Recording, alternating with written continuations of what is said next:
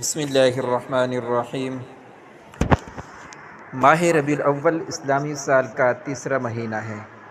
ربیع در حقیقت عربی میں موسم بہار کو کہا جاتا ہے اور اول کے معنی ہے پہلا، تو ربیع الاول کے معنی ہوئے پہلا موسم بہار۔ موسم بہار دو زمانوں پر مشتمل ہوتا ہے، ایک تو اس کا ابتدائی زمانہ جس میں کلیاں اور پھول کھلتے ہیں، اور دوسرا وہ زمانہ جب پھل پک جاتے ہیں۔ پہلے زمانے کو ربیع الاول یعنی پہلا موسم بہار، جبکہ دوسرے زمانے کو ربیع الثانی یعنی دوسرا موسم بہار کہا جاتا ہے۔ یہ دونوں اسلامی مہینے ہیں۔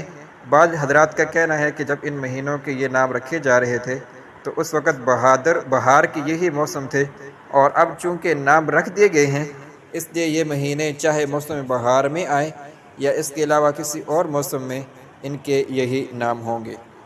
ماہ ربیع الاول کو یہ عظیم الشان شرف حاصل ہے کہ اس میں سرور دو عالم خاتم الانبیاء حضور اقدس صلی اللہ علیہ وسلم دنیا میں جلوہ افروز ہوئے، اور اس طرح دنیا کو حضور اقدس صلی اللہ علیہ وسلم کی ذات عالیہ کا نور میسر آیا۔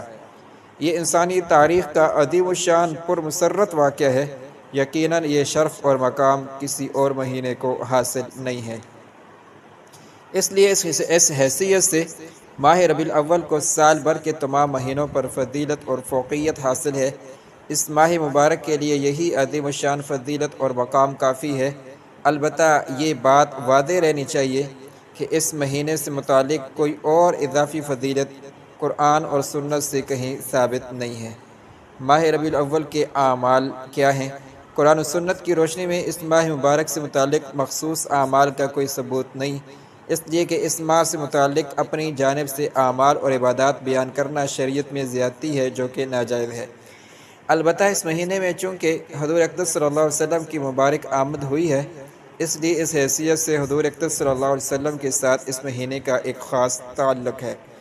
اس لیے اس مہینے کی عظمت اور احترام کا تقاضا یہ ہے کہ اس ماہ میں حضور اقدس صلی اللہ علیہ وسلم کی محبت میں گناہوں سے بچنے، عبادات کا اہتمام کرنے، سنت اپنانے اور بدعات سے اجتناب کرنے کا اہتمام بھی بخوبی کیا جانا چاہیے، اور آئندہ کے لیے بھی پختہ عزم کر لینا چاہیے کہ اپنی زندگی حضور اقدس صلی اللہ علیہ وسلم کی تعلیمات کے مطابق بسر کرنی ہے۔